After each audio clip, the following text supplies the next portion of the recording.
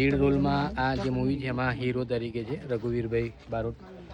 નવું મૂવી આવી રહ્યું છે આપણું. તમારા લગ્નમાં અમને બોલાવજો, બરોબર છે? રિલીઝ થાય છે તો જોવા બધાએ જવાનું છે અને બધાએ સપોર્ટ કરજો. મહીસાગરના લોકો બધા મહીસાગરના લોકો કરજો. અને મહીસાગરના જ છે. આપણા મહીસાગરનો બંકો છે, બંકો. બિલકુલ. નમસ્કાર મિત્રો, અને હું પણ પ્રોડક્શન મેનેજર છું. અમે 2 જણા મહીસાગરના જ છીએ.